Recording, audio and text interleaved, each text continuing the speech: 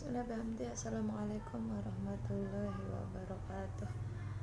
Halo sahabat semua, saya mau berbagi tentang adab masuk kamar mandi. Berikut 7 adab ke kamar mandi beserta doa masuk dan keluar kamar mandi. Yang pertama, membaca doa sebelum masuk kamar mandi. Doa ini hendaknya dibaca sebelum masuk atau di depan pintu kamar mandi. Dari Imam Al-Tirmizi, dari Sayyidina Ali, dia berkata bahwa Nabi bersabda, penghalang antara pandangan jin dan aurat manusia adalah jika salah seorang di antara mereka memasuki kamar mandi, lalu dia mengucapkan Bismillah. Adapun bacaan doa masuk kamar mandi adalah sebagai berikut. Bismillahirrahmanirrahim. Allahumma inni a'udzubika minal khubuthi wal khaba'ith. Artinya, wahai Allah, sesungguhnya aku memohon perlindungan kepadamu dari godaan setan laki-laki dan setan perempuan. Yang kedua, masuk mendahulukan kaki kiri, kemudian keluar mendahulukan kaki kanan.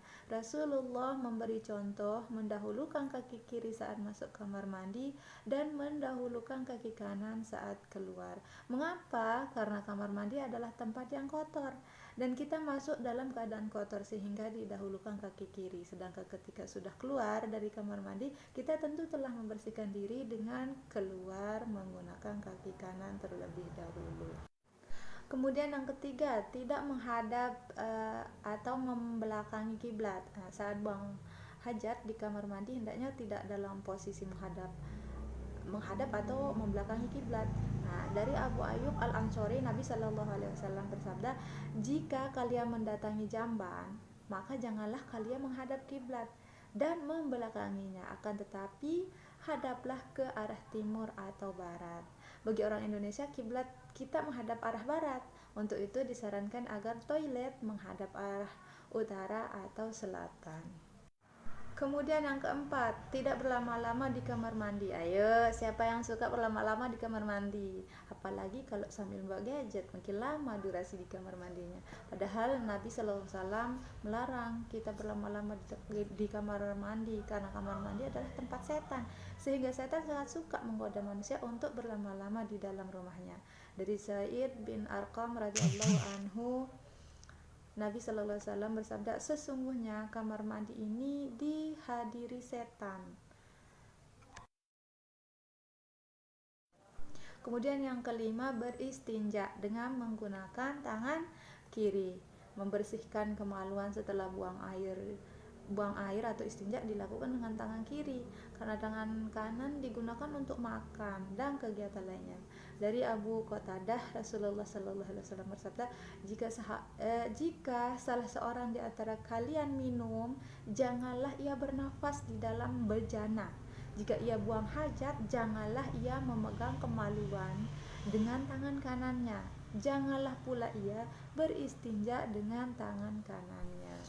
Kemudian yang keenam, diam selama di kamar mandi. Rasulullah menganjurkan kita diam saat berada di kamar mandi. Bahkan jika ada yang memberi salam, kita sebaiknya tetap diam. Dari Ibnu Umar radhiyallahu anhu, beliau berkata, ada seseorang yang melewati Rasulullah sallallahu alaihi wasallam dan beliau sedang kencing. Ketika itu orang tersebut mengucapkan salam, namun beliau tidak membalasnya. Ini hadis riwayat Muslim nomor 370.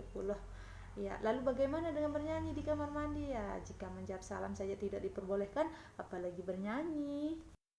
Kemudian yang ketujuh atau yang terakhir, membaca doa keluar kamar mandi dalam hati.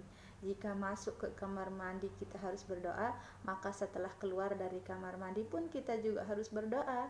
Bedanya, doa keluar kamar mandi dibaca dalam hati saja. Dari Aisyah radhiyallahu anhu, beliau berkata, Nabi Shallallahu Alaihi Wasallam biasa setelah beliau keluar kamar mandi, beliau ucapkan Gufronaka, ya Allah, aku memohon ampun padamu.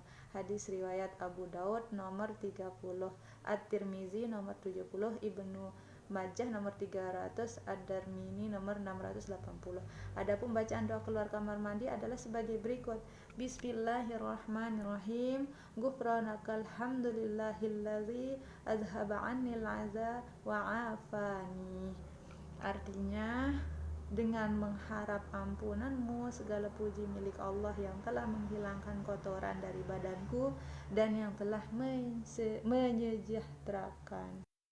Itulah 7 adab ke kamar mandi yang perlu diketahui dan diamalkan. Jangan lupa untuk selalu membaca doa masuk ke kamar mandi ya sahabat. Demikian dari saya, semoga bermanfaat. Kurang lebihnya mohon dimaafkan. Assalamualaikum warahmatullahi wabarakatuh.